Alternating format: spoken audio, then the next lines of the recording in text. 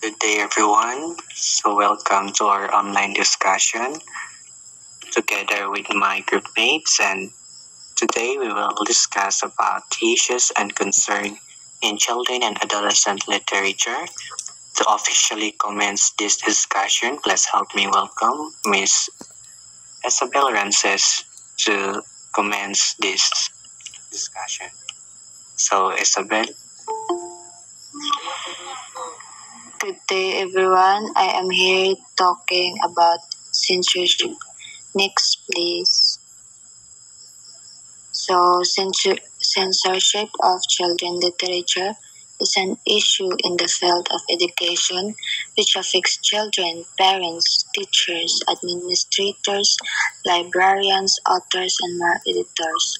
So, censorship means controlling or limiting certain books, especially children's or young adult, and suppressing, altering, or boycotting works of juvenile or young adult literature due to their content or their appropriateness for intended readers. So it means by removing or changing or avoiding them because some people think the content is not suitable for the intended readers. So next. So here are general issues. So books may be censored when an individual or group believes the content of a book is ill-suited for a particular audience. So it means if the book is have an harmful and it is not applicable for the readers, it may be censored for that particular events. And censorship takes many forms. The most common includes moving a book from a school library or booklist to an area non-accessible by children. If it's harmful in the children, it can be moved and it can be harmful for them. So it happens when moving from a school or library because it can gain not a negative impact for the children. Next. So think about it. Ban Books Week is an annual campaign which seeks to raise awareness about the issue of censorship and celebrate the books which have been banned. So when we say if a book have an parehagain na is maban gid siya kay og makagain pud siya og nasud mahitabo sa iya nga mga changes para ma-applicable gihapon sa mga readers o makahatag pud ni siya og mga lesson learned. So mao ni ang purpose sa censored. And why ban? Books are challenged because the content clashes with the beliefs and values of a particular group. Next.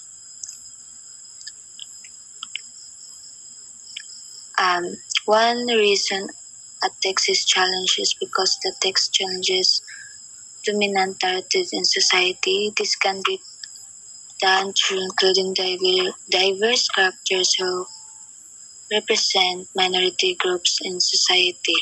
So some of the text is challenge of the society which is kanang dili pa kayo pwede sa og applicable sa mga bata mao na ang mahitabo. So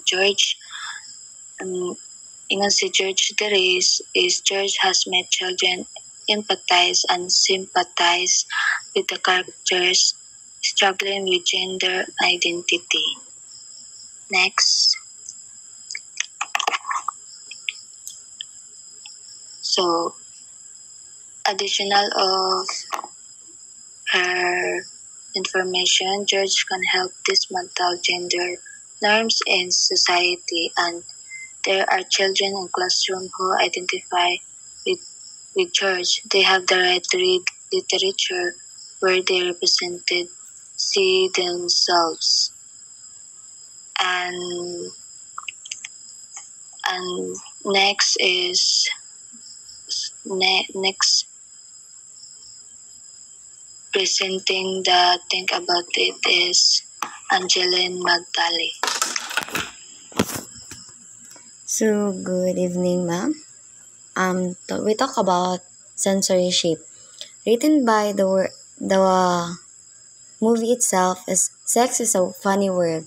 Written by Cord Silverberg with an inclusive sex education book was challenged because it will encourage students to either have a sex or ask questions about sex. So, kuan kana ang naka-difference lang ani sa censorship is sometimes is kanang applicable siya sa mga bata because kay same aning sexual education pwede siya sa mga bata, and some of kuan kanang naka-difference is napoy sensitive kay nga mga bata, so not all the time is kanang kuan siya kanang maban kay because kay ang censorship maban lang siya because kay sa mga sensitive nga mga kanang mga word either or mga scenes, so pwede walaon siya, but some of napoy advantage sa kanang inani like education nga sex education nga books is more ma-wide bitaw ilang kanang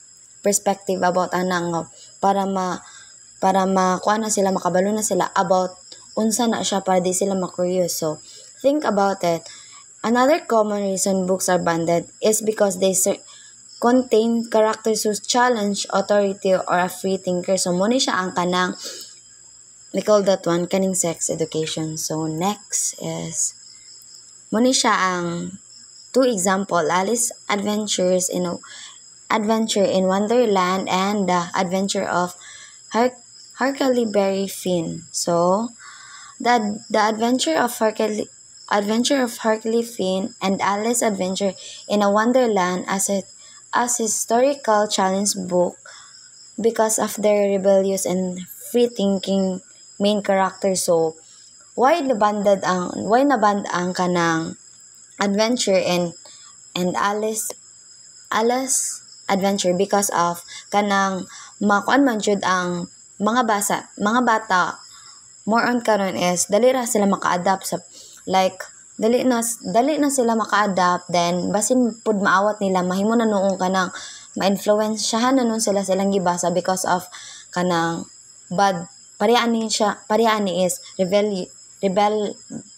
So di ba bawal gid siya sa mga bata kay mahimo naman silang free thinkers, then ang ilan na din ay pwede na ko ni siya awaton kay naghimo man pud og books ang isa ka inani, so maban gid siya because of sensitive gid siya sa mga bata, and books have been challenged because of author's behavior. So mo lagi ni siya murag ang ilang gipanghimo nga mga books is related sa ilang behavior, so which is not good for children kay basin ma-adapt nila ang mga bad behavior or ma-influensyahan sila nga buhaton nila na. And next, Little Billy, series by Bill Cosby, the 9th most challenged book 2016 because of criminal sexual allegation against the author. Individual believe that because of the action of the author, the literature should not be read. So because muna siya ang Little Bird nga story is because sa author action dili na siya murag wala siya na-aprobahan because of kanang criminal sexual allegation. Murag dili gid siya appropriate gid sa mga bata nga bawal gid siya because of kanang sensitive, then basin what I said ganina sa last slide ay sa ganina nga slide is basin mahimo na nang ma-influensyahan. Then second book is kanang because of sarcasm and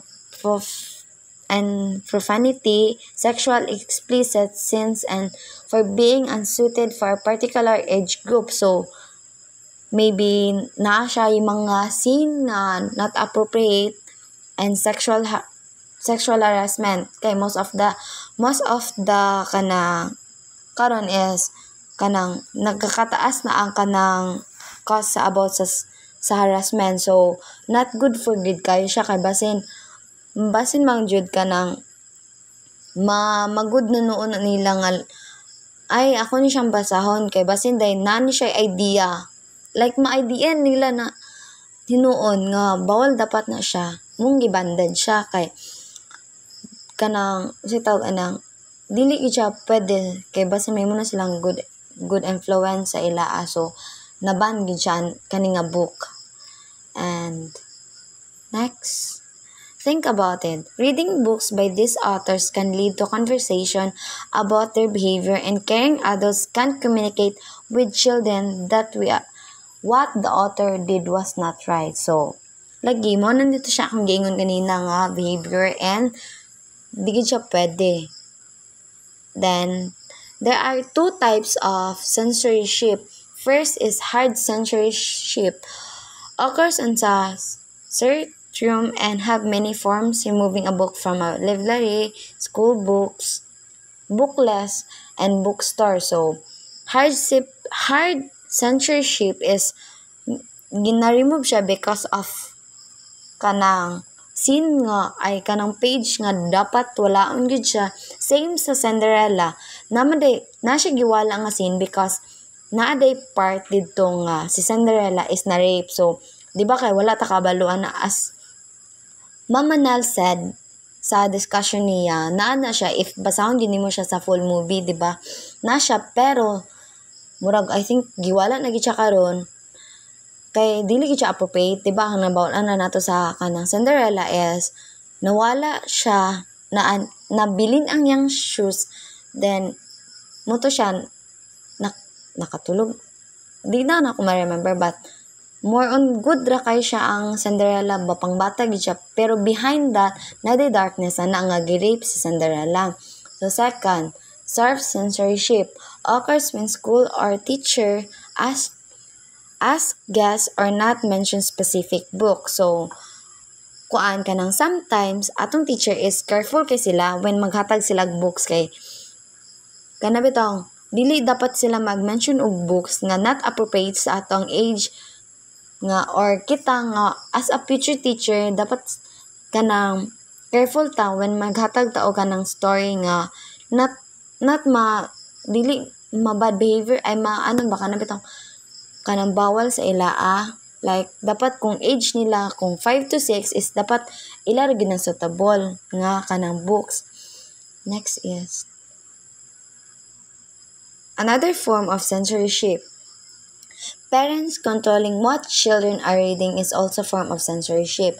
So most of the time ang atong parents is kanang careful kay sila when maghatag sila og kanang reading books material sa tua, kay because of kanang basin mahimo na noong kanang influence ato, same sa katong ganina nga sexual education nga book, which is napud siya positive side and napud siya negative side, but ang positive side ay mawide nimo ang kanang panglantaw sa ay muna din na siyang sexual, so bawal gid siya, like nagataas na ang kanang level nato sa pregnant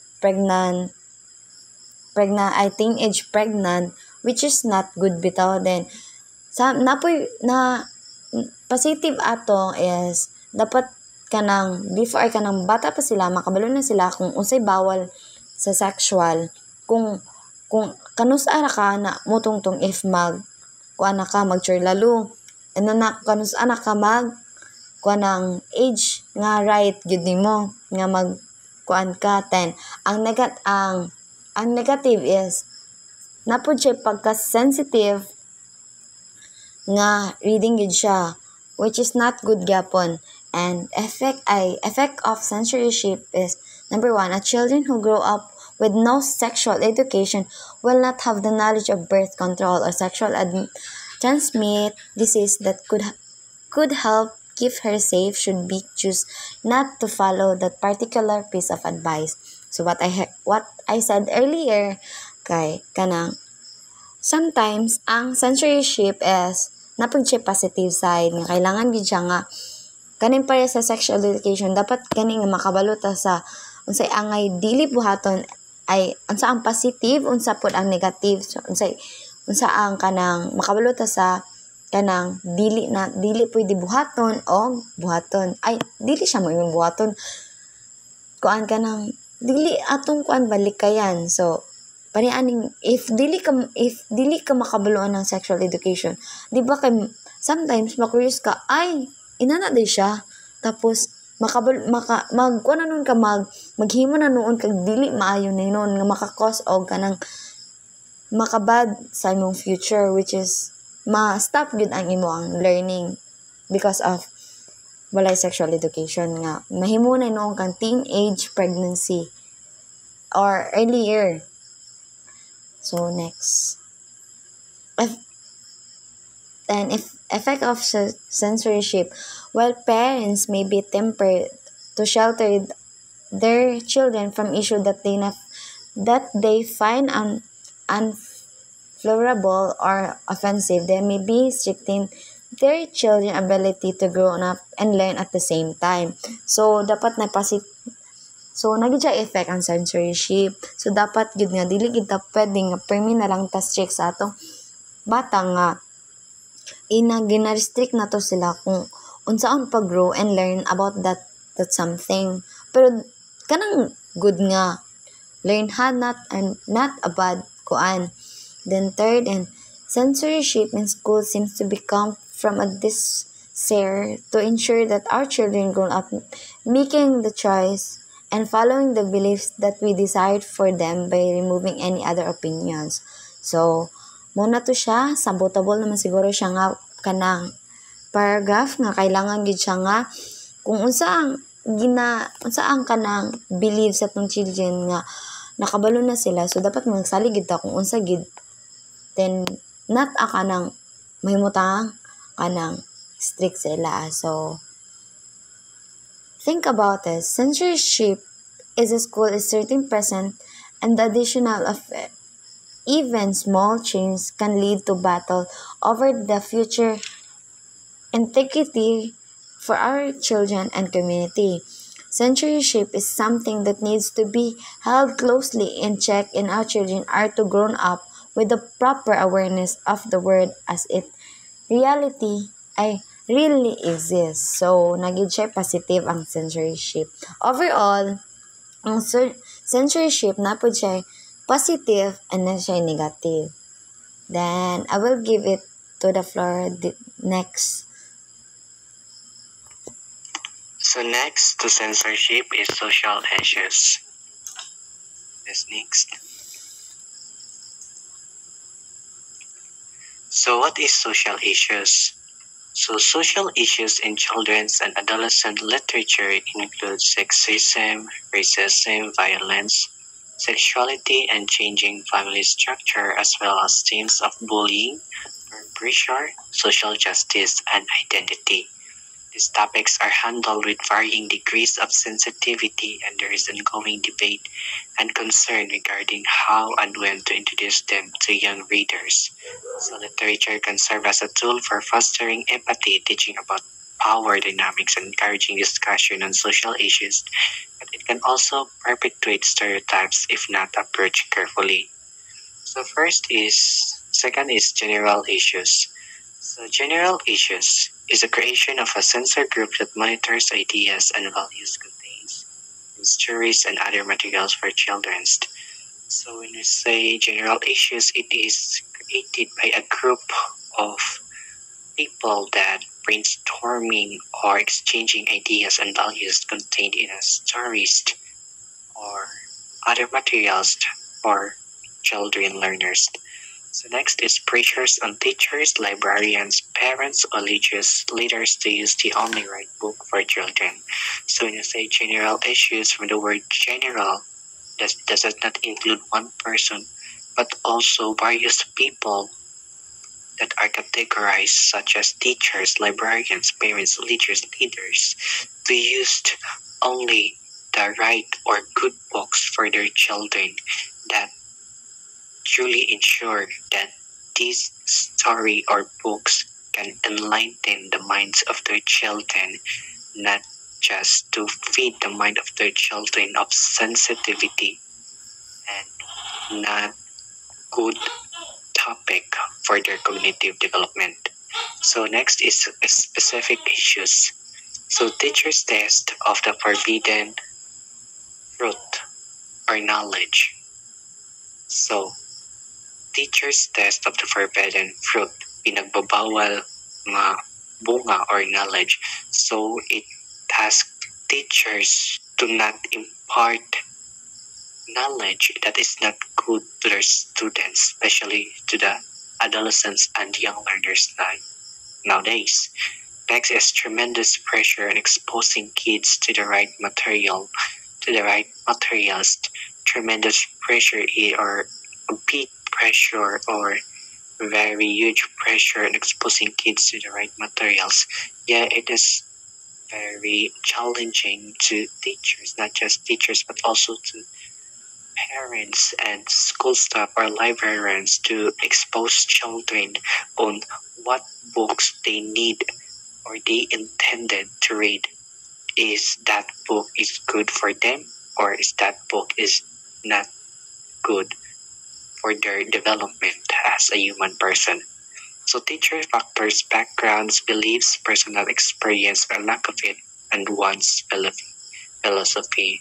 So a background or beliefs or personal experiences or philosophy of a teacher can be a cause or a factor of children's development, especially in children and adolescent literature. So next please. So first is issues of violence. So wake of parents concerned over violence in the popular media. So it is a wake-up call of parents concerned over violence in the popular media, especially right now that we are now living in a digital world or a new age where technology is everywhere, where media is our tool for communication, our tool for searching something. So it is very important to look over our children about what she or he read or look in social media. So yeah, as parents, we should be careful. So next is imported Japanese children's show. So the next is tidbits of gruesome scenes in traditional literature. These should traditional literature be written to a safer version. So when we say traditional literature, it are some author are the Grimm's brother. So if you have been noticed the fables or story of the Grimm's brothers, so they are most of their theme is very different to another tales or fables because there are some themes or message of their works that is not good for children, which is bad. So that's why it became issues of violence in the children and adolescent literature. So next is these issues were directed to Hansel and Gretel, Cinderella, and nursery rhymes. Next. First is Hansel and Gretel. The story of Hansel and Gretel is present in the tale from the very of Hansel and Gretel overheard their conniving stepmother and hesitant plotting to abandon them in the wood as there is not food enough to go around. So their story is become an issue of violence or issues in children's and adolescent literatures because it shows apathy rather than empathy and sympathy. It also shows abandonment of the protagonist or the character of this story, and also it it highlights the phobia, which is fear. So Hansel is locked in a cage and Gretel is reduced to servitude. The witch intends to fatten Hansel and eat him. Now it is Gretel's turn for heroic bravery in the face of a fearful situation. When the witch tells Gretel to light the oven, Gretel cleverly removes the witch to stand before it. Gretel pushes the witch in, where she is burned alive. So now, as you can see, there are in, in in the book itself or the story itself, there is a very sensitive scene or part of a plot that is not considerable for children's cognitive development, especially this when where Gretel pushes the witch in where she is burned alive. So it highlights or emphasizes killing someone, and the word kill is very not relevant to children. It is not good to expose to their knowledge because it can affect them when they grow up. So next.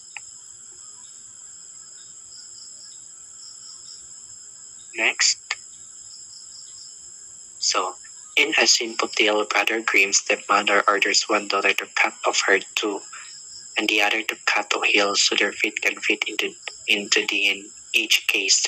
When the prince is about to take away a daughter to his palace, two birds fly close to his horse and sing a little rhyme. So by the way, it is from Cinderella. So look, there's blood in the shoe. The shoe's too small, the right bride still at home. So now, from the story itself or from the rhyme of the two birds, there is a word blood, and blood is a sensitive word because it has a bad meaning, and it influences the children's development or children's thinking about this. So it also highlights the manipulation of the stepmother and her daughter to Cinderella, which is they make Cinderella a nanny on her own house. So next.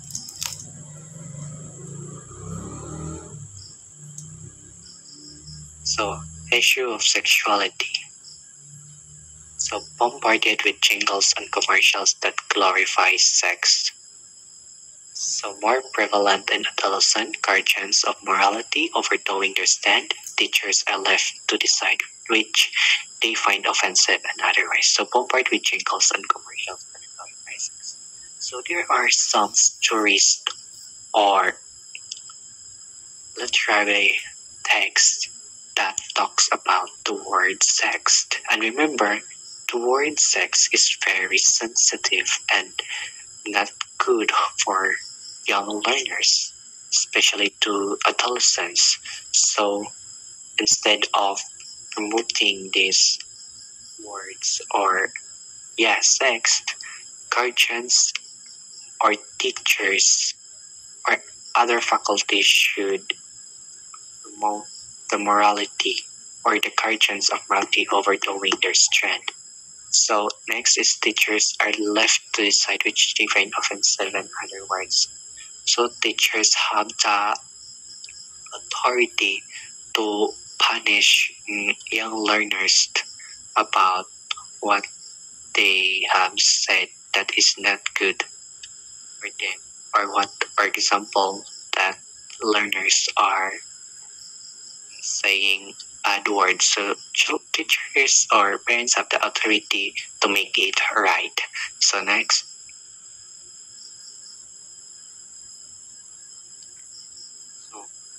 In The Night Kitchen, Maurice Sendak. Maurice Sendak's Caldecott-winning 1970 book In the Night Kitchen, Vaughan argues that the joyful eroticism of Sendak's naked baby tumbling through the night is central to the main point of the paper, namely that sexuality is inseparable from other essential elements of vitality, such as intensely pleasurable, exciting gratification, physical embodiment, and embeddedness in the mother-father relational matrix. So it is highlighted joyful eroticism. So what is joyful eroticism? So joyful eroticism,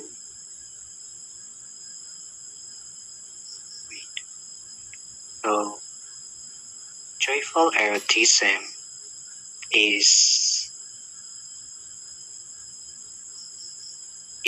a triple eroticism is not a widely recognized formal term in sexology or psychology.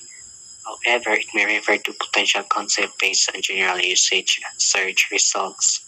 So meaning it is also known as sexology or psychology. So next,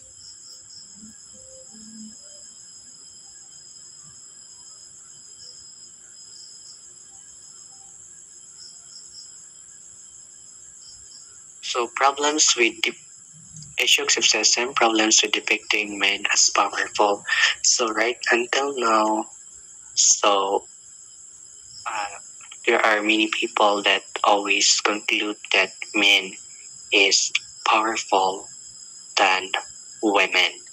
So especially in children's and adolescent literature, there are some kinds of story that give a message that is all about sexism that foster inequality between men and women. So women are pictured as domesticated. So like some stories in children's and adolescent literature, there are stories that women are intended to work only in home, to carry their child, to wash the dishes, or to do a laundry. And also feminist view, men are endowed with attributes of power, strength, force, intelligence, and dominance, while women are playing a minor role, like pleasing the masculine. So in short, men over women. Sexism and sensitivity to gender roles, men and women should be treated equally.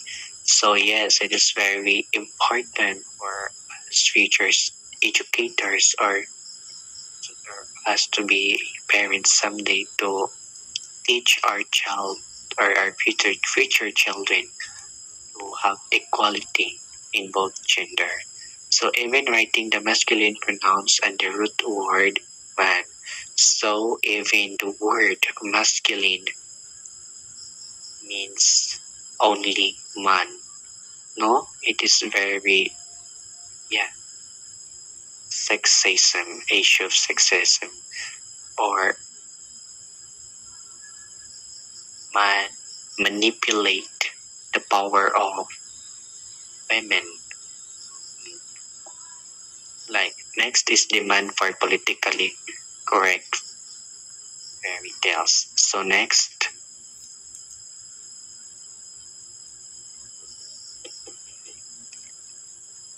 the night when mother was away.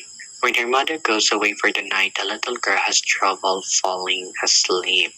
So it is also a issue of sexism because from the word itself, when her mother goes away for the night, the little girl has trouble falling asleep.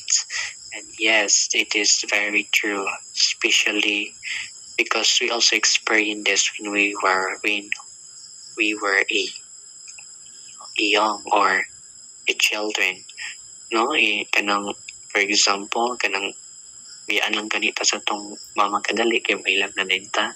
So di ba kanang that's why kanang inanish kung if there is like nga inani nga story, so imo gyapon siya issue and concern to the children's and adolescent. So next,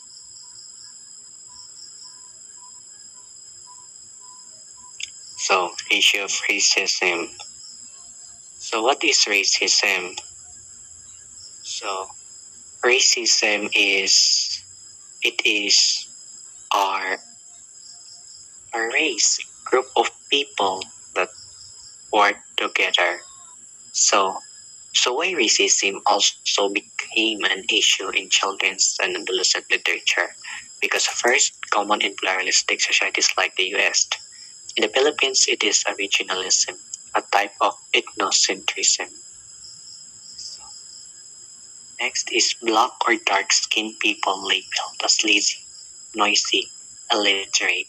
No, we should always be aware of what we impart to our students or our child, especially to racism, especially to our race. We should not tolerate this kind of judgment or discrimination towards racist or ethnocentrism. So Hispanic and Asians are fatalistic, superstitious, or emotional. No, ang mga Asians daw kay more on superstitious belief daw, mas more on emotional. While ang mga black or dark people daw nga skin kay hindi known daw sila mga lazy daw na sila, mga sabaan o illiterate, walay knowledge. So regionalistic views. So Ilocanos are stingy, Ilonggas are flirtatious, Kabampangan are bossy, Bulakenas are pretty, Bicolanos love chill, Warais, Caviteños, and Batangueños are capable of fighting. Fighting to death. So, but first, let us identify what is the difference of racism and ethnocentrism. So the difference between racism and ethnocentrism is that racism is the belief that one racial group is superior or inferior to others, leading to prejudice and discrimination. While ethnocentrism is a broader concept where one's own culture is seen as a standard for judging other cultures, believing it to be superior. So while ethnocentrism can be a natural human tendency to find comfort in the familiar, it is the foundation upon which racism is built and can lead to the belief that other races are inherently inferior. So next.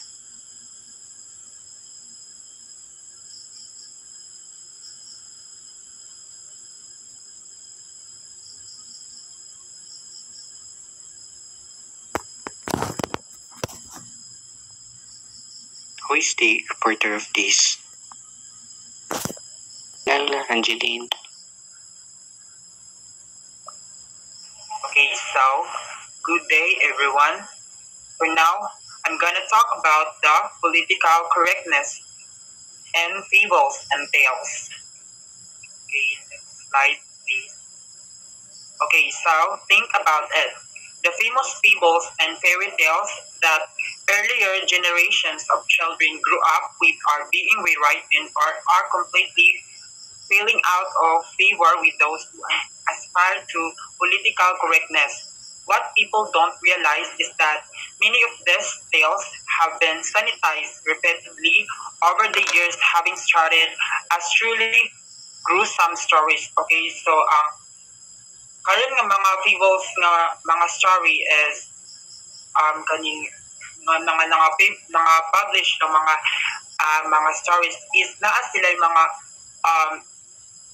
na mga dark background or kaning behind of it there are kaning dark background nga wala naka-realize ang ubang mga tao nga ang for example the Cinderella is kaning siya nga story is kaning na change siya or na sanitize siya because katong ang real Jude ani is kaning di ba kaning bad man to siya nga story which is naban siya because dili siya pwede nga i-publish because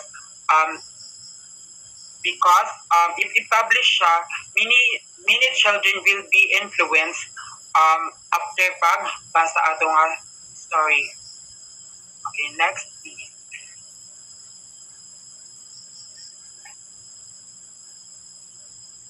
Okay, so let's talk about the Cinderella. In early version of the Cinderella tale, the two Coil sisters mutilated themselves in order to fit into the sleeper, and the two of them ended up as blind beggars when birds pick out their eyes. Okay, so the story Cinderella is although a beloved classic fairy tale, even me before kaning na-addict jud ko ani nga Cinderella, but um, Cinderella has an element that may disturbing or inappropriate for very young audience. So kaning story is kailangan siya makaning before siya ipabasa sa mga young readers or sa mga children, dapat first is dapat na-agad siya guidance from teachers or parents baka sa bata. Because Cinderella has a theme of child abuse and neglect.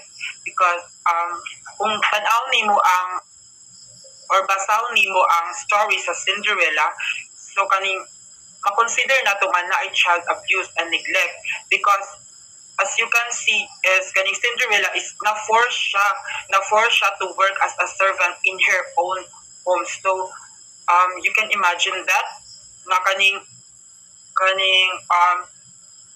nagtrabaho ka as servant sa imo ang kaugalingon nga balay, like her stepmother and stepsister is kaning ginamistrate siya, gidepriving siya, gikuhaan siya og dignity nga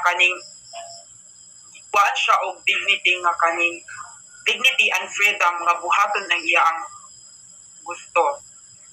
Okay, next are the psychological impact. So naa siya psychological impact sa mga bata. So bawal siya because it can affect for those young readers na kaning ma-fear bitaw sila, fear of abandonment. So kaning mahadlok sila ma-abandon for kaning sa ilaang from their parents, because kaning even bitaw nga kanang even if kaning dili bitaw sila matuunan, kumbaga dili sila matunan og attention sa ilang parents, so maka-feel bitaw sila nga kaning gi-abandon na sila or kaning mistreatment na bitaw sila. Aside from that is maka-feel sila og anxiety about being mistreated at home, okay, like what I've said. Next are confusion about family rules. Another are the low self-esteem issues since Cinderella is constantly degraded. So murag ila bitaw compare ang ilang life is na sila ato nga situation. Ma-compare nila ilang self kay Cinderella. Okay, so conclusion are even bitaw nga the fairy tales na Cinderella should be even if naa siya kaning dark or naa siya dark side, kailangan gyapon siya i-discuss sa mga bata, but in carefully or in a good way para pod kaning to help the children to understand the story in a healthy and meaningful way. It because it includes themes of abuse, neglect, and emotional cruelty. So kaning kailangan gud kanang like what I've said nga kaning before siya ipabasa, kailangan gud dapat na guidance sa parents or teachers baka. So para ato ma-aware bitaw ang bata nga kaning ma-aware sila about abuse o kaning mga cause fear, confusion, or distress. Okay, next. Okay, next please.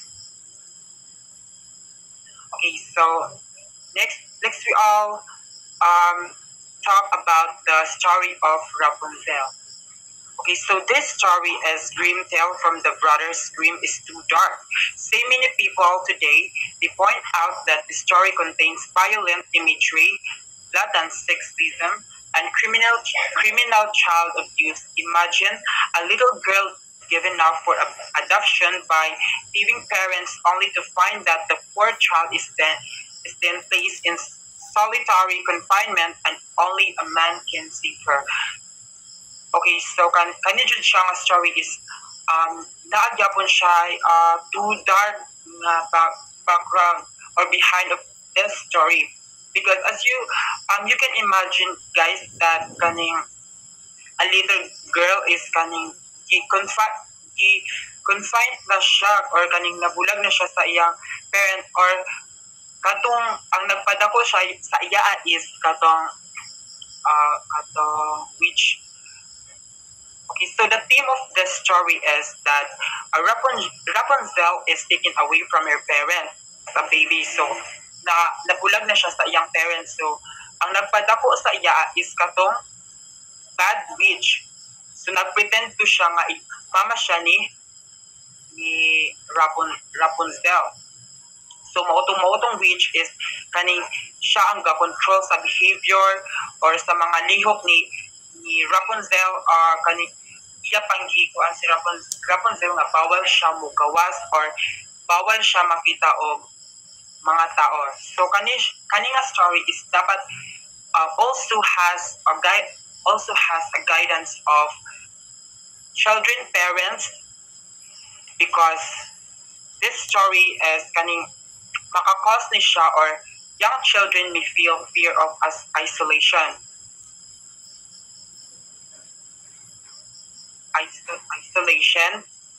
So makafeel pud sila og anxiety about being taken away from parents. So kaning mahadlok sila nga kaning mabulag sila sa ilaang parents. Next are fear of strict or controlling adults. So mura bitaw og kaning matruma sila o kaning kasaban bitaw sila o kaning makafeel na din sila og kaning mga anxiety or mga emotional na jud kay para sa ila. Next please are the Goldilocks and the Three Bears. Next please.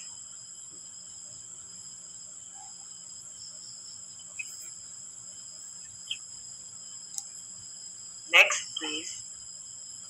Next. Bas, di siya next.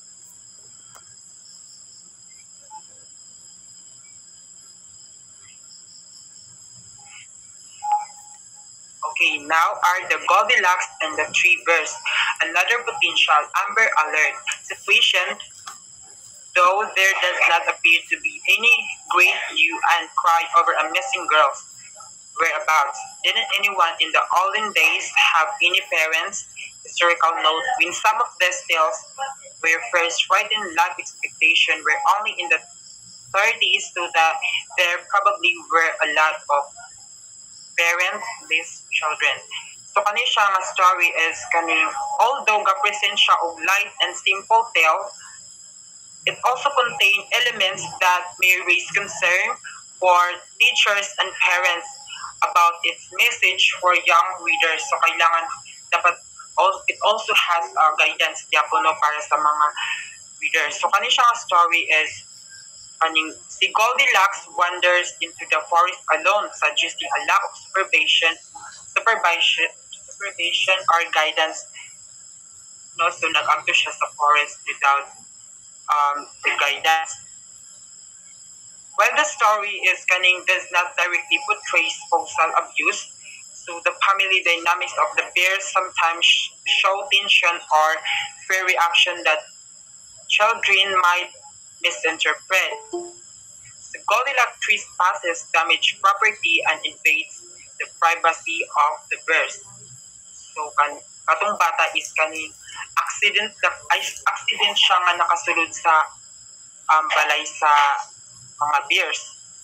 Goldilocks eating the bears food may reflect unhealthy behavior such as stealing food or eating without permission, which can confuse children about boundaries. So, see Goldilocks eating the bear's food, so which may kaning emphasize of unhealthy behavior such as stealing food or kanang eating without permission. So next are the psychological impact. So it also has because children may feel anxiety about strangers or animals. So ang mga bata is kaning maka-feel sila og anxiety about sa mga stranger, either tao ba kaha or animals. Next are makonfuse sila about what are the right and wrong. Also it may cause them fear of getting in trouble if they explore or make mistakes. So mahadlok sila nga kaning, for example, nakabuat sila og mistakes. So mahadlok bitaw sila nga kaning kasab-an sila like that. So although Goldilocks is familiar tale, so familiar gid kay ni siya nga story, no?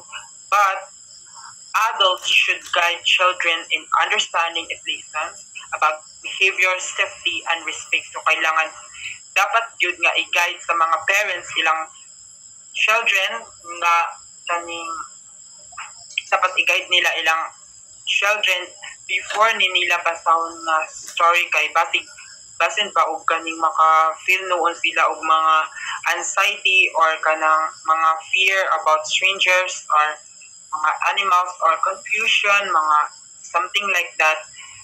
Okay, so next please, or next, sorry. Okay, so next are the Jack and the Beanstalk. Jack turns out to be a little who thief, doesn't follow his mother's instructions very well. He steals from an augury and then kills the poor guy to boot.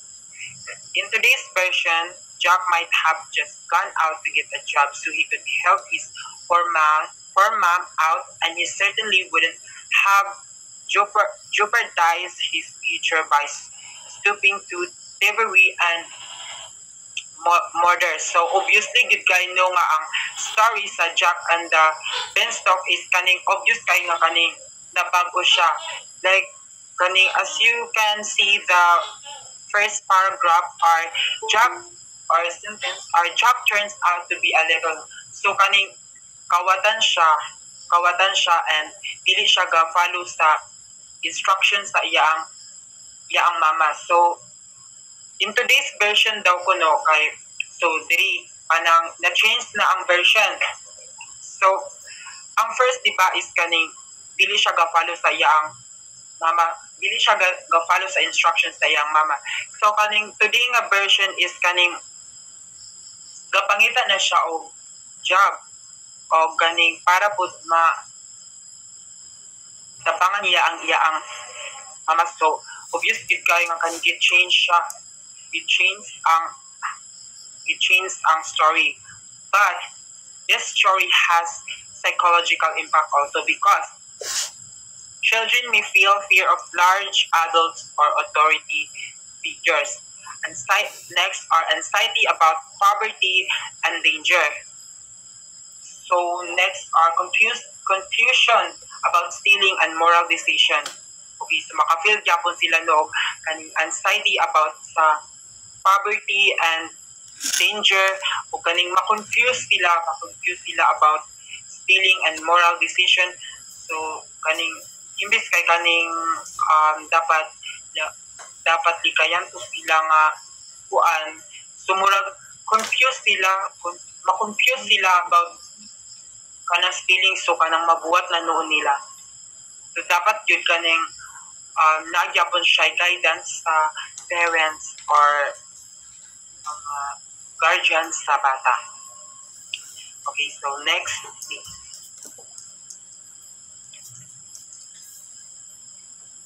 Okay, so story of Sleeping Beauty. Another motherless story. This one also involves probable nudity when the king forbade the spinning of all materials in order to ward a witch's curse. The realm probably ran out of clothing for the citizenry. This is another one where it's a guy rescuing a girl in trouble instead of maybe the other way around. So kani siya nga story, it also had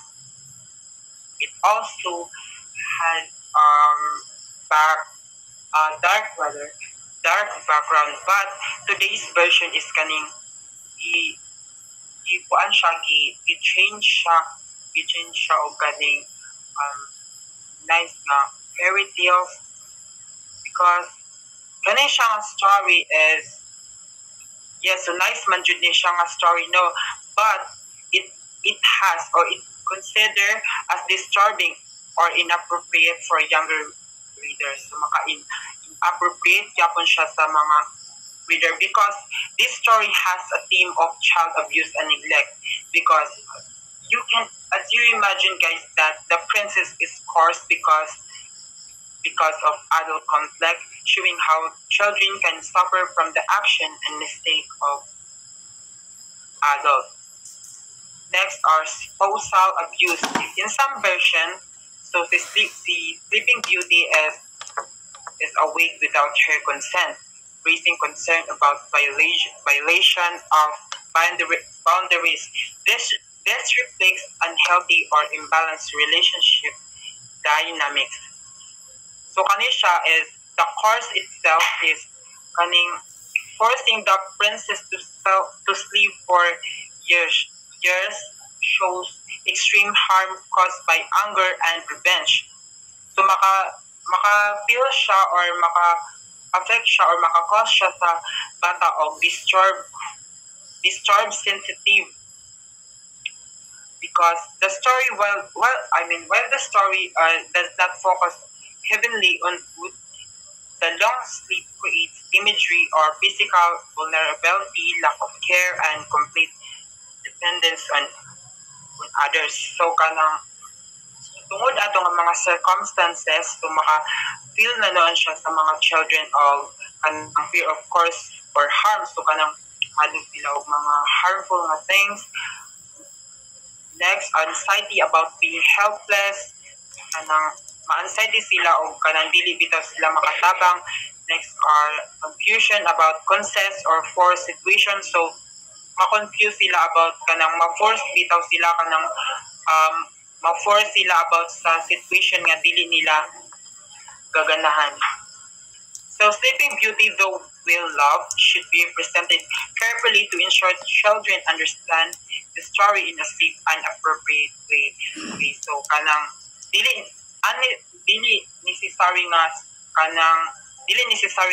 Sleeping Beauty is kanang wala gyud siya or kanang not necessary nga Sleeping Beauty is safe siya basahon, but it also has. So kailangan gyud siya kanang i-present siya carefully nga para i-present carefully from her or his parents para i-ensure nga kanang i-ensure to those children na kanang makaget sila or ma-aware sila about sa mga possibilities ng mga mahitabo nga ilang ma-adapt about the story. So kailangan yun siya na ay mga guidance sa mga parents para ma-aware ang mga young readers. So I think that's all. Next.